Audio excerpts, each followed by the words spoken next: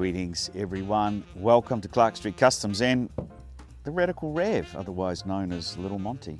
It's become quite the wee film star. Had a few people ask about the lift kit. What kit I used, what's the reasons behind you'd want to do that in the first place, and my experiences with it. So let's dig into that. Alright, well here's Lil Monty.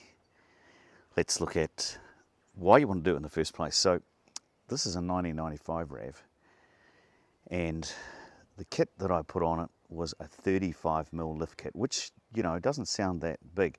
However, for a car that's, 30 years old, the old springs, she was sitting really low. I'll see if I can find a shot of it in its original form.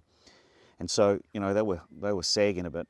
And so while the kit was only 35mm, it actually went up more closer to 50, given the sagging of the old springs. And so, as you can see, we've got quite a bit more lift.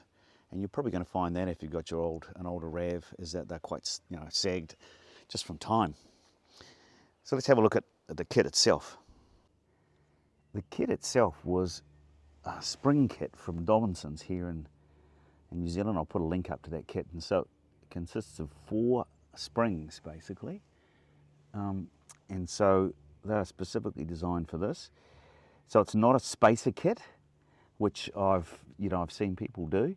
But the advantage of having a spring kit, 4 key springs, is the sag that I've spoken about already. So you're getting fresh springs. They are slightly stiffer.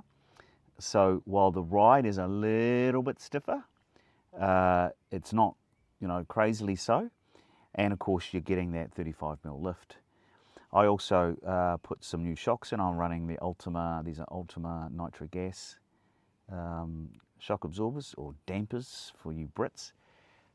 So, and that's, I think, a good thing to do if you're going to change. You're going to put all your money and energy into it, you might as well put some new shocks in it as well. So the kit comes with 4 springs in it, obviously front and rear. For the fronts, in terms of fitting them, the backs are very easy to do. You can do that in your driveway. The front's a little bit trickier.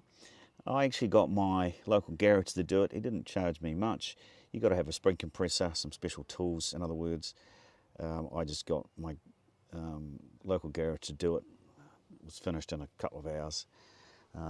But you can do that if you've got some spring compressors and a bit of know-how. You can do that yourself as well.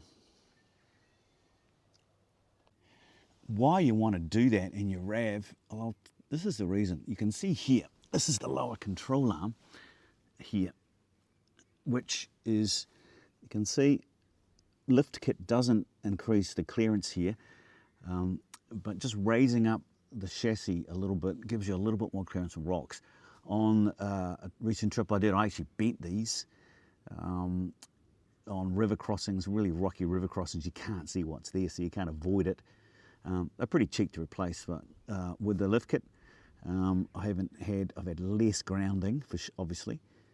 So that's one reason. The second thing is exhaust here, as you can see. If I get a little bit closer, can we see that? Yeah, that's the lowest point of the RAV. Let's go back here. You can see, and we've gone up, as I said, because of the sagging springs and the 35mm lift kit. We've gone up more like 50mm. These were grounding.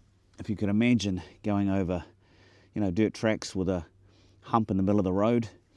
When I was loaded up on the old springs, it was dragging. I actually broke this exhaust on one trip. I had to get it welded up. Well, a lovely man down on the South Island, he refused to take any payment for it. So I gave him a 6-pack of beer, old school. But that's the reasons why you want to lift it, because of the ground, obviously because of ground clearance, particularly that exhaust. The wonderful thing about these first gen 3-door RAVs is very little overhang. What I mean by overhang is the distance between the front wheel and the very front of the truck, and the same at the rear. And so when you've got a small overhang, you've got really good what they call approach and departure angles. So there's not really an issue with these RAVs, but lifting it really does make a big difference. So you can see the departure, I don't know exactly what the angles are, but they're a lot better. You can see there's very little overhang at the rear, and so your approach and departure angles pretty good on these RAVs, are a heck of a lot better with that lift. And a question you might be asking is, well, Mike, what does it do to the handling? You know, does it make it all tippy-toey because you've lifted it up? Well, I haven't noticed a lot of extra body roll, I think because these springs are stiffer, and so the body roll feels still really controlled. It doesn't feel tippy, that's a technical term, if you know what I mean. It doesn't feel like it's going to roll over on you, is my experience with these Dobinson springs. So if that's a concern that you've got, that's certainly not been the experience I've had. It feels pretty planted for an SUV.